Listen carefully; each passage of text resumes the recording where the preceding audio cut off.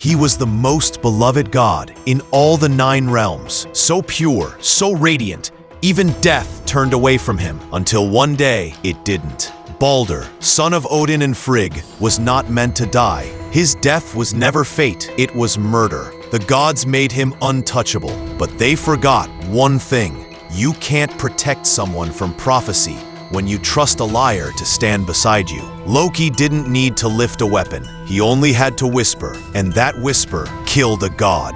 This is the story of Asgard's greatest tragedy, and the moment the gods sealed their own doom. This is the death of Baldur. The death of Baldur wasn't just murder. It was the moment the Norse gods sealed their own destruction. Today, we're diving into the most tragic betrayal in mythology, where invincibility meant nothing, family bonds were shattered, and one god's quest for revenge triggered the end of everything. This is the story that changed the 9 realms forever. In the magnificent halls of Asgard, among gods of thunder, war, and wisdom, one deity stood apart from all others. Baldur, god of light, joy, and peace. This wasn't just another powerful god. This was perfection incarnate. Where Baldur walked, flowers bloomed in his footsteps. His laughter could heal wounded hearts. His very presence made even the fiercest warriors pause in reverence. While Odin commanded respect through power and Thor through strength, Baldur earned love simply by existing. But perfection, as we'll discover, carries its own curse. The first crack in paradise came through dreams. Baldur began experiencing horrific visions of his own death. Night after night, he saw the same terrifying scenes, darkness consuming him, a blade piercing his heart, his own voice screaming into silence. These weren't ordinary nightmares. In Norse mythology, dreams were messages from fate itself, and fate was telling Baldur something no god ever wanted to hear. You're going to die. Desperate and terrified,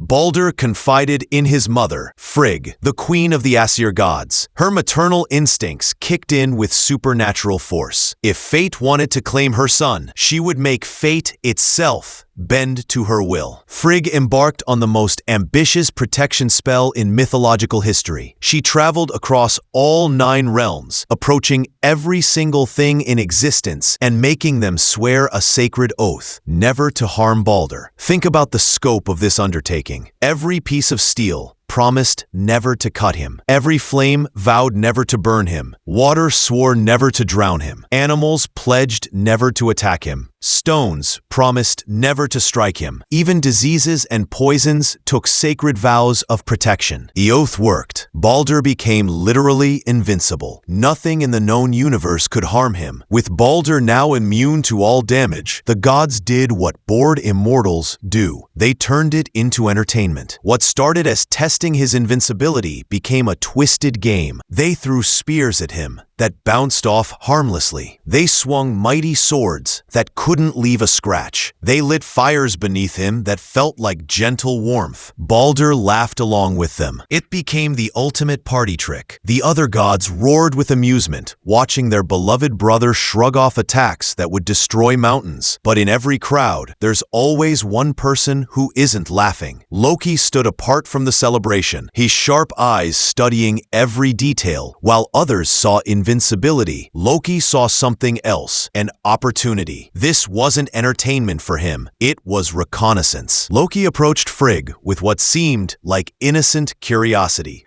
In casual conversation, he asked the question that would change everything. Did absolutely everything swear the oath? Frigg, confident in her thoroughness, replied without thinking, "Yes, everything. Well, except the mistletoe. It was too young and harmless to bother with." That single admission was all Loki needed. The tiniest oversight in the greatest protection spell ever cast. And Loki specialized in exploiting tiny oversights. Loki needed more than just a weapon. He needed the perfect delivery system. And fate provided exactly what he needed in the form of Höðr, Baldur's blind brother.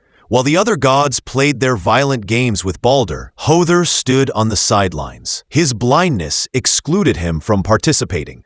He could hear the laughter, the cheering, the joy of watching his invincible brother, but he couldn't join in. This exclusion created the perfect emotional vulnerability for Loki to exploit. Loki approached Höðr with carefully crafted sympathy. "Wouldn't you like to honor your brother like the others?" he asked, with false kindness. Höðr's response revealed his pain. "I can't see where to aim." "Then let me guide your hand," Loki replied, producing a dart he'd secretly carved from mistletoe, the one substance that hadn't sworn the protective oath. To Höðr, this felt like inclusion. Finally, his brother was helping him participate in honoring Baldur. He had no idea he was being manipulated into committing the most shocking murder in mythological history. What makes this story so chilling is the precision of Loki's manipulation. He didn't need brute force or magical power. He simply identified the one gap in an otherwise perfect defense, then found the one person who would never be suspected of wanting to harm Baldur. A blind brother throwing a harmless dart, guided by a trusted god, at an invincible target. Every element designed to appear innocent while being absolutely lethal. Höðr threw the mistletoe dart, guided by Loki's steady hand. Time seemed to slow as the small projectile arced through the air toward the laughing god of light. The dart struck Baldur directly in the heart. The laughter died instantly. Baldur staggered, confusion replacing joy on his perfect features. Then he fell, and for the first time in his immortal existence, Baldur the Invincible died. The silence that followed was deafening. The gods stood frozen in absolute horror. The impossible had happened. Their beloved brother, their symbol of peace and joy, lay dead by his own brother's hand. And Loki didn't run or hide or show remorse. He simply walked away, wearing the satisfied smile of someone whose carefully laid plans had worked perfectly. The impact of Baldur's death rippled across all 9 realms. This wasn't just the loss of a beloved god. It was the shattering of the cosmic order.